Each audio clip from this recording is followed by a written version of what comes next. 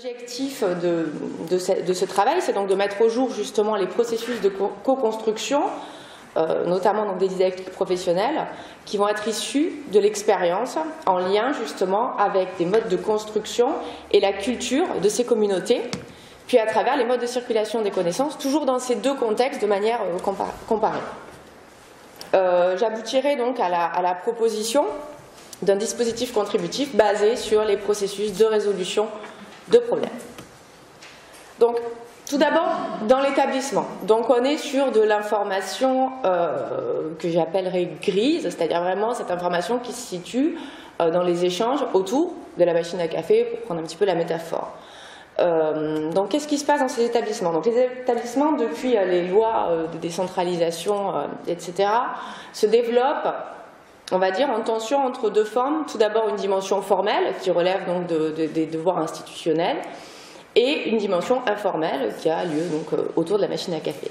Donc, cette tension va générer donc des émergences, et notamment l'émergence de règles de pratique locales, pour reprendre donc les travaux de Reynaud, qui vont être construites et négociées de façon permanente et partagées par les acteurs dans l'interaction, toujours dans cet espace informel. Donc, chaque établissement, globalement, c'est ce que j'ai montré dans ma thèse. Enfin, c'est pas tout à fait une typologie, parce que c'est un peu plus compliqué que ça.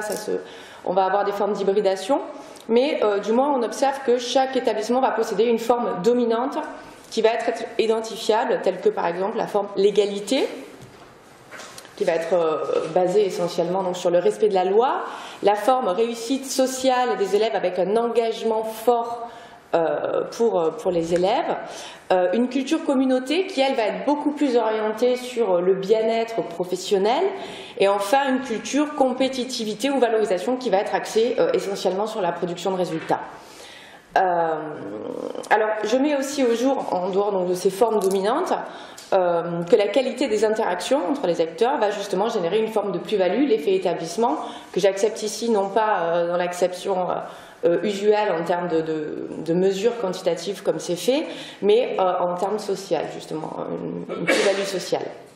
Donc ce phénomène va influer donc sur l'ambiance, l'implication des acteurs, il va induire de la convivialité, un esprit de cohésion, de collaboration, durant ces moments collectifs qui vont donc se répercuter en termes de production au niveau du travail. Alors, de ce point de vue, donc moi j'estime qu'il y a des communautés établissements. Donc un collège ou un lycée peut être même vu comme une communauté générale. Alors, dans ces établissements, il n'y a pas une seule communauté, mais justement plusieurs sous-groupes autour de valeurs partagées, avec toujours donc quand même une culture générale.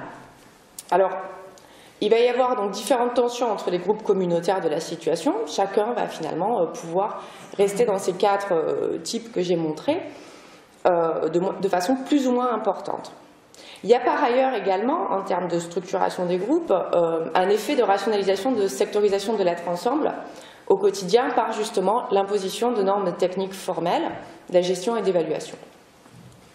Donc, au niveau de la façon dont ça se met en place, la forme dominante type de l'établissement va reposer sur l'assimilation des normes identitaires d'une communauté dominante. En termes quantitatifs, vraiment, il y a une communauté qui prend le dessus et qui va instituer un certain nombre de règles. Alors ça, c'est pas figé en fait, hein, il y a des modes dynamiques d'évolution. Donc en tout cas, cette communauté-là va exercer une pression endogène de conformité sur les autres acteurs, qui vont alors être vus dans le système de référence comme avec des positionnements institutionnels, donc qui sont vraiment dans la culture, dans la norme locale, non institutionnels, sont un petit peu en marge, ou contre-institutionnels, ils vont chercher justement à renverser le système en place. Donc on arrive à des formes de structuration de groupe un peu plus compliquées. Donc les modes de structuration restent complexes car ils sont instables et singuliers, donc on n'est vraiment jamais dans rien de figé, c'est-à-dire qu'on est vraiment sans arrêt dans le renouvellement. Donc là, je ne peux pas faire donc, de typologie globale, toutefois il y a deux constantes. On va avoir d'abord la première influence sur la constitution de ces communautés, c'est la nature des formations. On a quand même encore des scissions qui sont très fortes entre les enseignants qui relèvent donc de la formation universitaire et ceux qui relèvent davantage des formations de type IUFM ou SP, avec des pratiques pédagogiques, soit axées sur le savoir, soit axées justement sur la pédagogie, ça reste encore assez prégnant dans la structuration des groupes. Et ensuite, à l'intérieur de ces formes de communauté, on va avoir une restructuration à l'intérieur de ces communautés en sous-groupes communautaires selon le sens donné par les acteurs à la situation qu'ils sont en train dans laquelle ils évoluent. Donc, ils se regroupent dans ce sens en forme de communauté de valeurs autour de principes généraux, dans des communautés de pratiques, dans une communauté d'établissement autour donc de 4 profils d'acteurs qui sont les mêmes que ceux des profils d'établissement: l'égalité, réussite, communauté, donc valorisation. Voilà. Donc chaque acteur est intégré dans l'établissement et va confronter ses propres valeurs personnelles à celles du cadre de référence, donc, qui est l'organisation locale. Alors, cette façon de s'intégrer dans l'établissement va générer donc des formes de conflits. On a donc là, notamment les typologies proposées par Perrault sont intéressantes, donc avec des conflits individus ensemble des rôles, ou individu-rôle, donc lui personnellement, et participe de la construction justement des communautés locales.